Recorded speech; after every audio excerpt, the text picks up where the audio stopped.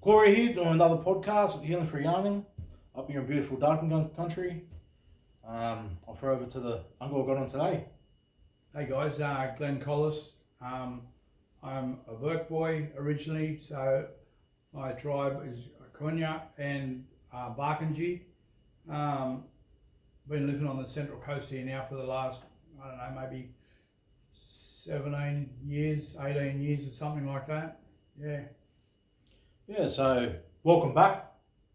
We've had a bit of a yarn on the podcast here before, and for there's been other people do part twos, and so, for you to do your part two and talk a bit more about your journey of life, but also, we talked a lot about addiction. So this time's about the recovery side and the work and stuff you're doing with that. Yeah, sweet, bro. So I suppose if we're talking about the recovery side and we're moving a little bit forward, I suppose what I do is, and I've been holding back for a little bit as well, so today's my 17th birthday, as in recovery, my sobriety birthday, and I don't know, I'm a person who procrastinates, I hold stuff back and I'm thinking about stuff, and then I remember when I was having my first couple of recovery birthdays, and I'd go to fucking 5 different meetings and get 5 different cakes and all the pats on the back and stuff like that. And as I've got a little bit older, I suppose there's been a little bit less ego and a bit of humility. And, I suppose when I look back on stuff, age knocks all that fucking pride and ego out of you, you know what I mean?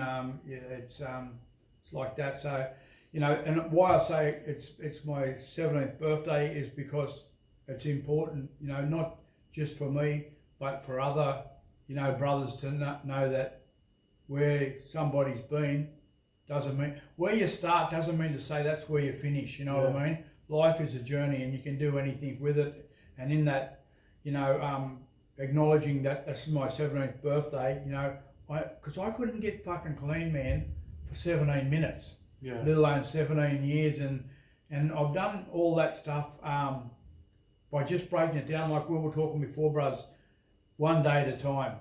Yeah. Not getting too far ahead, not looking too far back. As I was saying to you, man, yesterday's history, tomorrow's a mystery, today's the present. That's why we call it the gift, and it is a gift. I thank my higher power every day for it. No, it's deadly, bro. And congratulations on 17 years, bro. It's a big achievement. Fucking oath. That didn't, we touched on a little bit in the podcast, is, my relationship to Glen is through my brother. They were mates for many, many years. Brothers. Very close through thick and thin. We just had a bit of an conversation then that always wasn't hunky-dory. It was some arguments and disagreements, but it was always about just turning up for each other. So and I've seen you in your addiction, and I'm seeing you in your recovery. So it's been that, and seeing the difference. It's deadly to see. So you tell us a little bit about 17 years. What's that been for you? Look, I never, when I hear people in recovery talking about, I end up in a mental institution, a mental health institution, or, I had to come through a detox. Well, I never done either that. I never went to the detoxes. I didn't even know what a detox was. And the mental health stuff, from my background, mental health, I would think people, I can't think I'm mad. But, there's plenty of people in mental health who are just struggling, you know what I mean? And now with these designer drugs, which are designed to fuck you up real quick, like the ice and the pills and all the rest of the stuff, it's quite easy to end up in psychosis in a mental health institution. And I've been in psychosis before, but just haven't even realised it. But looking back now, I can acknowledge that I was in psychosis, a number of times, and I don't know, I'd come out of it, and I think sport and family and a bit of everything and jail and all that stuff actually saved me. You know, I used to hate the prison system, but you know, at the end of the day, if I'm going to acknowledge like that I'm 17 years clean and sober, I've got to go back to how did I get in recovery? Well, how I got in recovery was I was on 126 fraud charges the last time I went to jail, and you know, and I got to rehab, and so like you know, when I look at it, and I've always fought the law, fucking hated the coppers, you know, the screws, you know, more probably anybody who wore that blue uniform, they were the enemy, you know, and been brought up like that as a kid. But today I have to say, like, you know, the prison system and the New South Wales Police, without them, I'm most probably dead, because going to jail used to keep restoring me back to sanity, and I'd go in there, I'd have a feed, I'd have a sleep, I'd put on weight again, my head would clear, you know, I'd have all these hopes, dreams and aspirations that when I get out, I'm going to go and do this stuff. But what happened was there was no backup plan or after plan, like, you know, I'd have these hopes and dreams, but the moment a beer touched my lips, or a cone, I blew a cone, or I took a pill, or I had a shot, any sort of drug or any sort of alcohol, all them dreams, hopes and aspirations would go straight out the fucking window. You know what I mean? Like, and everything that I remember being in jail one time for 5 years or something, and I'm thinking to myself, fuck man, I fucking miss the beach so much. As soon as I get out, I'm going to go to that fucking beach. I'm going to go for a swim and put my feet in it and eat a McDonald's hamburger and all that. I got out of jail, man. And then 3 years later, I'm locked back up and I never even went to the beach. Right. You know what I mean? Because I had a drink and a drug the day I got out. So it's all that stuff, Corey, what we were saying before, brothers. Nothing changes if nothing changes. And the moment that alcohol touches my lips or that there's drugs in my system, my whole headspace and demeanour all changes, you know, like it's fucking insane. The power of drugs, it's powerful, you know, and you know, we were talking about your brother Jamie, like fucking love him, man. You know, towards the end of my addiction in Sydney, everything had, like they call drugs and alcohol the great remover. It had taken everything from me. It had taken, you know, family, my liberty, my sporting, my everything that I had that was near and dear to me had been removed. Even a child into the care of docs or facts, what they call them now, and you know, like, and I could never ever see any of that sort of stuff happening. You know what I mean? Like I watch other people that it happened to, but I think it's not going to happen to me. You know, and then dying. You know, like overdosing. Didn't even use fucking heroin and got it mixed up with cocaine. Died twice in the one day. Like died, you know, got revived by the paramedics, and then died again on the way to hospital. You know, I suppose what I think now when I look back on it, the higher power, who I call God, is was looking after me, man. I don't know. Maybe it's 3 strikes and you're out, but like I died twice and I'm still here. But I haven't used since that stuff either. Yeah, no, it's powerful, bro. You know, it's that realization as well of there's more to life than living in that as well, and that because what it is for a lot of people in addiction, is that bubble. Yeah, you know what I mean, and it's the fear of looking outside that bubble, but also not knowing what it holds. Because we get comfortable in our own. It's like the pig in shit. We get comfortable in our own bullshit and stuff like that. And we were talking about it before, brah. Fucking you know, unless you start unpacking some of that trauma, because this is where it all comes from. We mask all the trauma with fucking alcohol and drugs, and then you chuck women and material shit into the mix, and we think we're kicking goals. But you know what I mean? What happens, you can have everything one day, And as I said to you last time we spoke, trauma for me is like driving the car. All the stuff's in the back seat. You know what I mean? Then something happens where I'm tested, bang, fucking brakes come on, all the trauma and all the grief and all that childhood bullshit is brought back, and next thing I'm back in a prison cell, and you know, it's like I said, nothing changes if nothing changes. Until I started to unpack a bit of that childhood stuff, I was never ever, no matter how much time I got up, it's doing the work afterwards, you know what I mean? You've got to have, you know, you can't do all this stuff by yourself. You have to have a support network, and you have to have a plan. Yep. And having that in that plan, it may be counselling, it may be seeking something else. Brother, I come through a rehab, so with the rehab, it was all about, you know, the fellowship, like NAAA meetings and all that sort of stuff. But you know what? I needed something outside of, like, I'd done all the fucking the AA and the fellowship stuff, and look, don't get me wrong, that stuff fucking really played a big part in me getting clean and moving, and you know, getting from that broken person who come in with 3 changes of clothes to down here where I've got a job, I've got another family, I've got all my old family back and all that sort of stuff.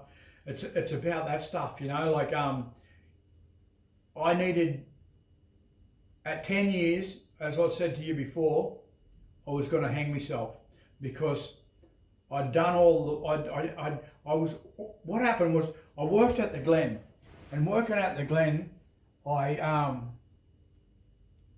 was like the doctor. I was giving out all the fucking, the recovery and all that sort of stuff. It's like you're handing out all the medicine and the antidotes to everybody else. But what happened, my own recovery started suffering. And then it wasn't just the recovery. I was still doing meetings, but I was doing meetings with the boys from the rehab. And then the ego kicked in as well, and I'm thinking, and everyone's going, oh, fucking Uncle Glenn, he's a fucking mad cunt, he's a gun and all that. And maybe to them, and in some, you know, some place I might have been. But the thing was, I had a lot of stuff that was in the back of the closet that hadn't been unpacked, just fucking childhood trauma, and a lot of stuff that I was shamed about that wasn't even fucking mine. You know what I mean? But I'd been holding on to, and I'd been and thinking and worried about what people would think if I told them this, that I'd been touched by, you know, fucking, you know, a spider, and you know, that they're gonna think I'm a poofter, and just all that fucking madness. And it wasn't until I had to do, I done probably maybe 18 months or 2 years of therapy, like one-on-one, once a week, with a solid therapist, you know what I mean? And I unpacked all that stuff, and when I unpacked that fucking saved my life, man. Like, yes, recovery got me to where and then I hit a wall one day, and I thought, when I come home, and what had happened was I got up to 10 years, and I'm thinking, fucking yeah, I fucking made it, and all this sort of stuff. And then the marriage from, like, I had 2 kids in recovery, and them 2 kids had never seen me drink or drug or you know, fucking hit their mum or pull their hair or push her into the fridge and any of that sort of, all the stuff that I'm capable of drinking, you know what I mean? Yep. I'm no fucking angel, but in recovery, you know, I'd never done any of that stuff, and it was because you'd taken drugs and alcohol out of the equation, and but what had happened was that relationship broke down. It was she had trauma as well, and it was little Glenn someday, and it'd be little Liz. That was the other person, and the 2 you know, inner child, the 2 little inner child, the 2 little people, little Glenn and little Liz, they'd fight, and then that stuff, like, you know what I mean. She had to do her recovery, and I had to do mine, but I never done no stuff on trauma, and it broke down. And then I thought, one day I'll come home from work, I thought, fuck this, I'm going to hang myself, I've had enough, you know. And I thought, and then I thought about the stuff, and I thought, I just been living a fucking lie, you know, telling all these people all this stuff, you know, and a lot of it was ego driven, Corey, you know what I mean. I didn't want people, because I'm still thinking, oh, they're going to think I'm weak as piss, or, you know what I mean, I'm a fucking dog, and then still that old stuff from the jail was still running through my fucking mind, and where it was just insanity, really, you know what I mean? And then that broke down, but I ended up getting to that, doing that work on that trauma, and things changed again, you know. And the other stuff was too, bro, is, the Glen was was a beautiful place, you know, saved my life. It wasn't the first time I got clean. I've been through a couple of times, but what had happened this time was I went in there kicking and screaming, and you know my story. My daughter Bianca had kicked me out and said, "You got to go, Dad," because I was just running hectic at her place. They were Christians at the time, her and Bo, and so there was like the last card in the deck was go back to rehab because I was homeless. Yeah. And I'm thinking, you know, I'm 40 years old, I'm fucking going to rehab, and I left, when I went to rehab, I just left with nothing from Sydney, and I had, I don't know, 2 or 3 changes of clothes, I don't know, I'd had a fight with the other girl who I'd been with, I'd left everything there. That's what I do, I'd have a fight with somebody, I'd jump out the window, I just dog it, and then I'm off again, and leaving Sydney after being there for, like, with, you know, my first wife Laurel, and then 5 kids and all that sort of stuff, and everything had been fucked up by then. Like it was really, really dark, and I don't know, leaving Sydney, and I'm 42 or something like that, and I'm thinking, what do I do now? Yeah, I had nothing, man. Like all the sporting stuff was like the fucking spotlights and fucking the people and all that stuff. That was all gone. I'd never had it, and an education, like, you know, I'd never learnt to read, and I never really even learnt, like everything was a lie and a secret, so I never even learnt to read until I got to the rehab. I could read, you know what I mean, like I could read like little shit, yeah, but I couldn't read a book, and my head was so fucked that if I read a page, I'd turn the next page, I have to go back and read that page again, because I'd forget what was on it, but I couldn't read very good, and neither, you know what I mean? So recovery gave me a lot of stuff, but without unpacking that trauma, I probably would have ended up taking my own life. Yeah. And it's, you know, it's also, you know, that working doing your recovery, then also working in a place. Well, it was like I never left. Yeah. Really, you know what I mean? Because I'd done 12 months there or something like that, and then because they'd seen me the first 2 times how I'd been a fuck up and that, and you know, what it was this guy, Grego, like he was one of the counsellors, Greg Flanders, a fucking legend, mate. He used to have all the little yarns. He'd grab me aside and he knew I was mad, and have the little yarns and go, "You got to stop boundary riding, you got to stop sitting on the fence." I said, "What fence?" And he goes, "You're either in this fucking recovery or you're back out there at Redfern," and that. And I'm thinking, what's he talking about? You know what I mean? And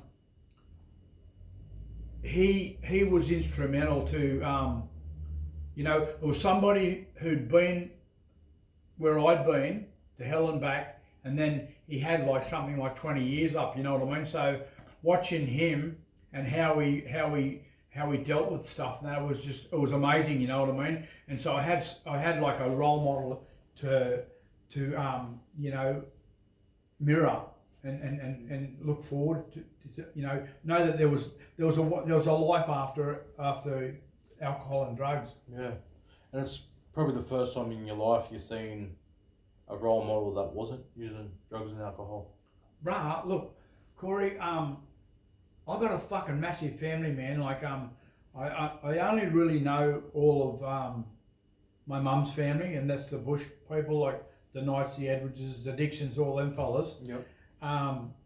And like, so in Burke, even no matter who you were, everyone was sort of like related, you know, somehow, whether we were married in or whatever. But I'd had this big, massive family, but never ever seen anybody, like, we never had any come in recovery. Yeah. So what used to happen, bro, was I'd have old uncles and that who the doctors say, if you don't stop drinking, You'll be lucky. you're going to die. Yeah. You know what I mean? And then what happened? They turned into Oscar the Grouch. You know, just be this grumpy old fucks. You know what I mean? Yep.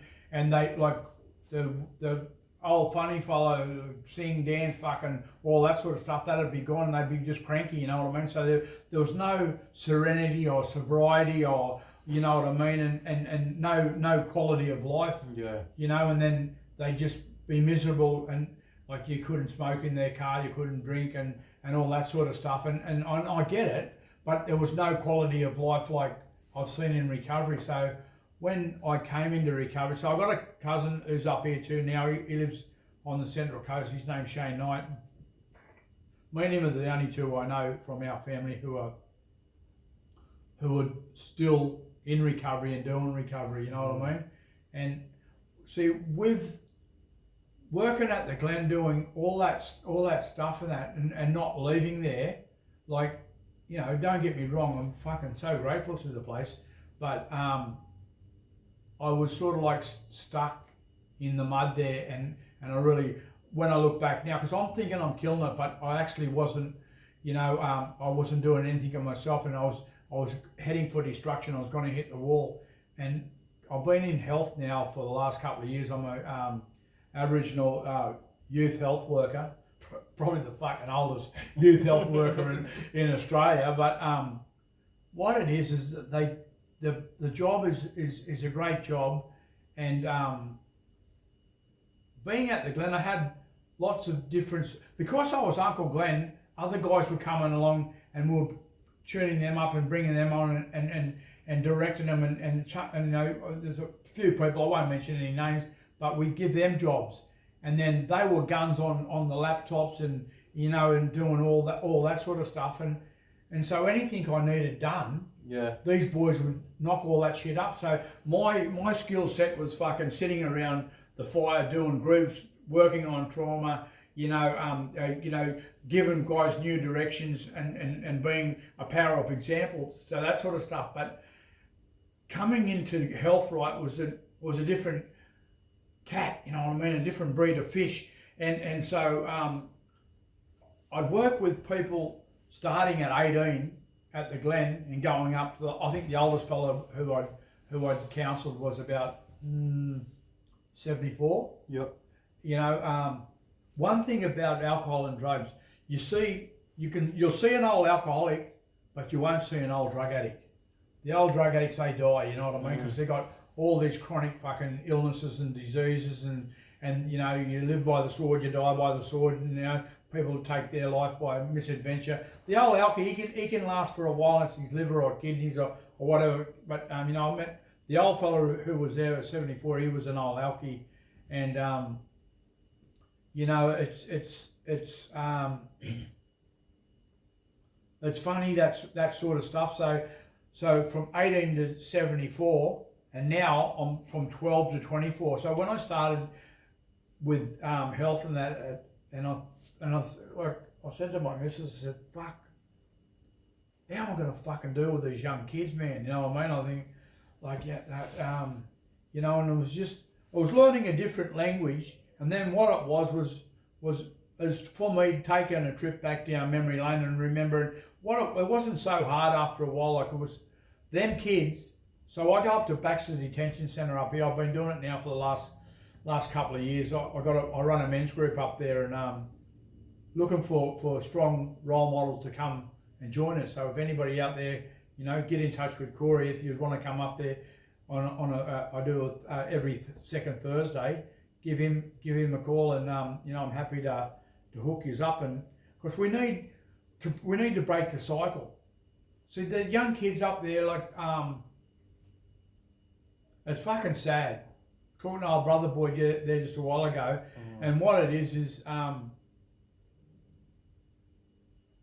know going to jail at 18, I was fucking scared. I was a lot of fear, man. It was back in the old days, like the Abo Henry, the Nettie Smiths, and all them sort of the old gangsters. You know what I mean? And there were fucking some fucking tough men there. You know what I mean? And when you were going in there, no matter who you were, or you played footy, or you're a fucking box for Australia, or whatever, mate, it meant nothing. You know what I mean? These cunts would cut you down real quick. But going up here to Baxter, you get them young kids, and I see, in the last couple of years, I've seen some kids who have come back, 1, 2, 3 times. And when they get back, it's like coming home. They're fucking shaking hands and cuddling each other and all that sort of stuff. And so there's sort of like no fear about coming there or what it's about. But when I broke it down and had a look why it was like that, it's because these kids live in Burke or Wilcannia or fucking Collarinabri or whatever. They might live in a 3-bedroom house and there's 9 people in there. There's only fucking food in the fridge, 1 week at a time. Then on the off week, because our families play the cardies, they're all either drinking or using drugs and all that sort of stuff. And there's 3 beds in the house and there's 9 kids, so they're sleeping on floors and lounges. Up there, they got fucking their own slot. They're getting all their, they're getting 12 hours sleep or even more. They got 3 square meals a day. They train. They got rugby. They got a gym. They got a fucking swimming pool. You believe that?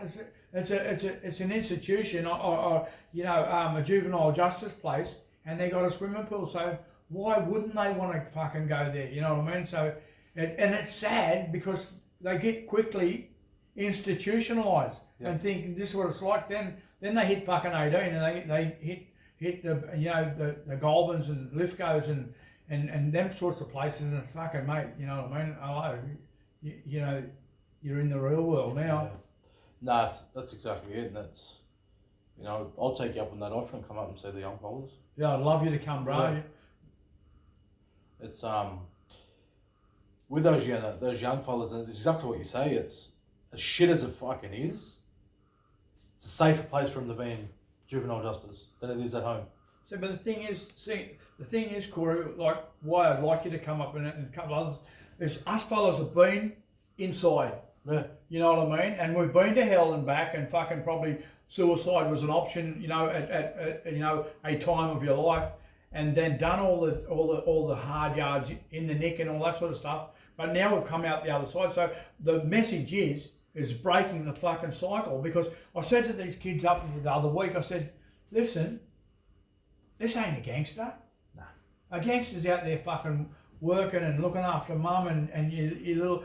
I said, them kids, your nephews, your nieces, your brothers, your sisters, the younger ones, they emulate you. So whatever you do, you're a mirror reflection. Monkey see, monkey do. And so they think it's fucking sweet. If you come out and you're walking around wearing that like a badge of honour, there's no fear in that, you know what I mean? So they'll be doing exactly the same thing. I said to them, if you break that fucking cycle and tell them that's a fucking cunt of a joint, and you know what I mean, there's no future in it, and there's not, and we've got people like us who have already been to hell and back and probably back again, and now we're out here working in jobs we shouldn't even have. Yeah. You know what I mean? Like, I work in health, mate. I don't know how the fuck I got there or whatever, but it's all the work that I've done prior at the Glen and all that sort of stuff, and the networking and meeting all these other beautiful people on the journey. And it's like what I was saying before, man, principles before personalities. Not everybody likes me, and I don't like everybody else. But sometimes, if I want to get onto the other side, from one side of the riverbank to the other side, and I need somebody to take me there, what I tell the guy in the boat, get fucked, you got a big nose, I don't want to go with you. I need to get over there. So sometimes I need to park that fucking ego and that bullshit pride over here and work out thing. And for me, why I stay clean and sober and that is because I'm working with people and I have a passion for young people to break the cycle. It's fucking heartbreaking, man, to go in there and you know where they're at, and then you walk out. So, and that's the beauty of where I'm at today in recovery. I get to fucking go in these joints where I can, and I can walk home. I can walk out as well. You know what I mean? And I can also have a clean conscience, thinking, well, I'm doing my best. Yeah. And sometimes it's fucking hard with them kids because you'll get up there and they don't want, they want to listen, and you say, well, we'll talk about a subject, and they don't, there's shame and all this sort of shit. And I said to them before, I said, listen, pull the fuck up. I said, There's no women and kids in there. It's just us. Let's have an honest conversation. Let's have a yarn. Yeah. You know, you don't have to be. There's no shame here. But see, this is where we've grown up with. You know, for myself, it was kids and women seen and not heard. I get over there, you know, and that sort of stuff, and all that stigma's all been broken and stuff like that. You know what I mean? And it's about, you know, loving, caring, and having respect. You know, if you don't respect yourself, you can't respect others. If you don't love yourself, you can't love others. You know what I mean? And it's about having a bit of passion to be able to want to make a change, and that's what I want to do. Like, I want to make a change. You know, if I leave the world today or tonight or tomorrow, you know, I'd like to, you know, people would go, well, fuck, you know, he had a crack. He, you know, he was the people's champ. He was, you know, he gave a fuck about us, and he helped us, and you know, he parked everything else on the side and went out there on the limb. And that's all it is, you know. I just want to be known as a good bloke and somebody who was out there, you know, here's the end of, you know, of recovery or whatever you want to call it. Come this way, brother, and we'll look up. You know, I can't do this. No. I can't do it alone. You know what I mean? It's a we program. It's us. Like, if fucking I haven't got you and you ain't got me in that, you know what I mean? We struggle. It's a shared responsibility to each other, and it's, you know, it's about putting that back into ourselves.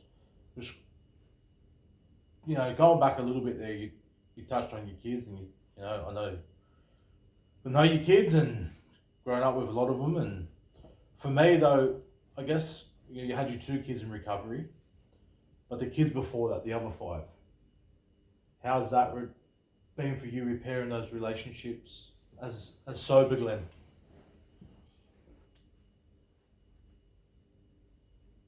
It wasn't easy, man. It was tough. So it was learning how to make an amends. Like, I never knew what an amends or anything like that was, and I suppose with that stuff is putting your hand up and saying, I'm sorry and I was wrong, and taking ownership of stuff, and a lot of that stuff with false pride and ego hasn't been easy, you know what I mean? And it's hard too when you know, I'm talking about these young kids and that, and showing them, you know, the break the cycle, yet there was no breaking cycle. There is now, like with my kids and that, but them first 5 kids, they witnessed it all. Yeah. You know, the squads coming through the house, and you know, the visiting all these different jails, and I suppose, like, missing out on a lot of stuff and that as well, and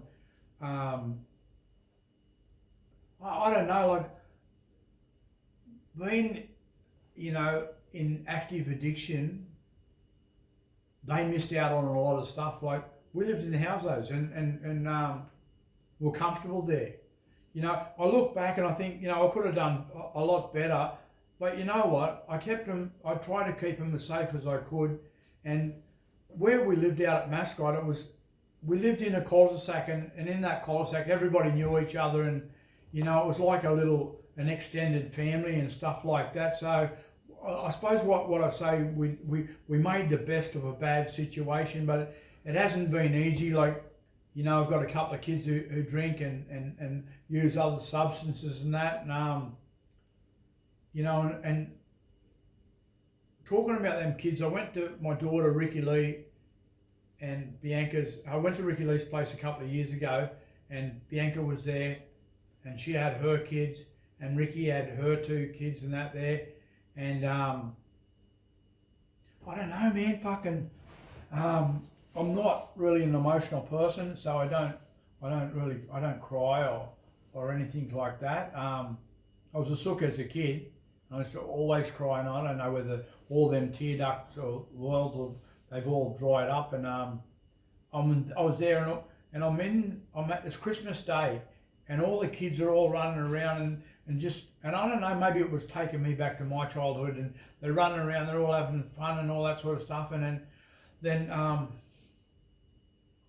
daughter Bianca was there, and she'd had a fight with her boyfriend, and she wasn't looking the best, and I don't know, I just had a moment where all these fucking stuff from deep down here, it all come up, all this fucking emotions and all that sort of stuff, and it hit me, man, and I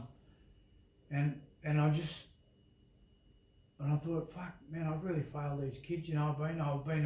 Here I am running around thinking I'm this fucking mad cunt, and I've just been this fucking, and I thought I'm just been a fucking, you know, a liar, a cheat, and a thief, and a full of shit cunt, and I just said to Ricky Lee, I said, Rick, I'm going. And she goes, it's Christmas Day, Dad. I said, yeah, I gotta go. And she goes, where are you going? I said, I just gotta go. And I got up and got in my car and fucked off, and when I got in the car I started crying and that, and then and I'm thinking about Bianca as well, and I'm thinking, this kid's gonna fucking be running in my shadows, you know what I mean? And I haven't really, you know, been a powerful role model or protected them, and all this, like I said, I started crying on the way home, and then I rang Bianca, and I felt like I had like a fair bit of material stuff, and I thought, I just need to go and get all the money out the bank, whatever I've got, and what gold and fucking just shit I've got, and just go and chuck it on the table and give it to them. But even doing that, like that wouldn't have paid back for all the grief and trauma and you know being alone and all that sort of stuff while I was doing the prison and stuff like that, and all the stuff that had happened to him there, you know, and I said to Bianca, I said, like, I rang her up when I was going, I said, look, I'm really sorry, and she goes, why? And I said the same to Ricky. I said, oh, I'm sorry, man. I said, I've failed you. And they said, wake up yourself, Dad. And like Ricky Lee and Bianca said, we're all got kids, and our kids, like Bianca's two eldest, right, Isaiah and Soraya, they were only small when I last time I'd used, they were babies. And Ricky Lee said, my kids have never ever seen you drink or drug or use. They've seen you painted up dancing and you know, being a powerful role model, and they show them pictures and all that. Here's Dad, here's your Gaga, here's your Pop, you know what I mean? In newspaper stuff and that like that. So, and I suppose you know, goes comes back to that grief and that.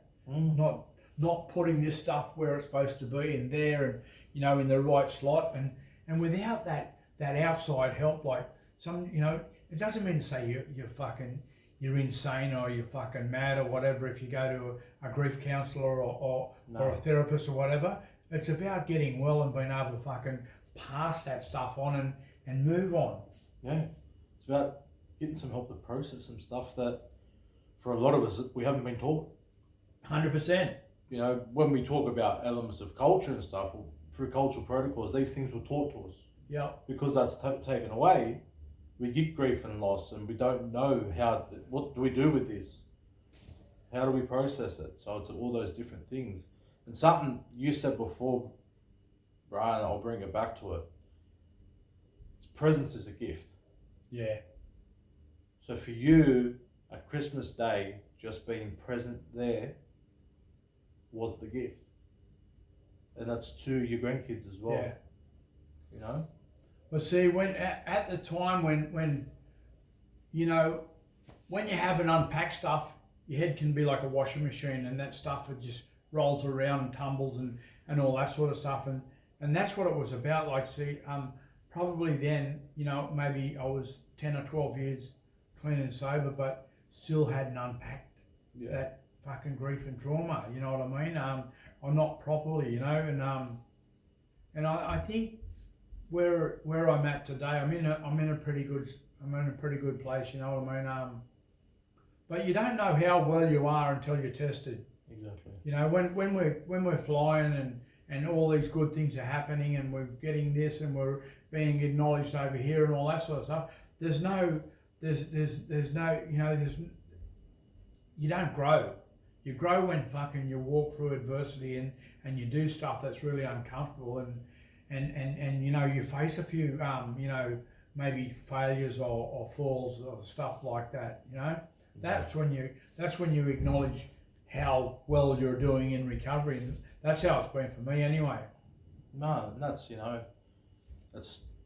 exactly what it is, and that's life as well. Is looking back and looking through and saying, well, I could have done better here, so next time this comes up, I'll do better here, and doing those little things. And it's because we've been through the podcast before. I've asked you the question, so the question I pose to you now is: in 5-10 years, where do you see your recovery journey go, but also the relationship with your grandkids?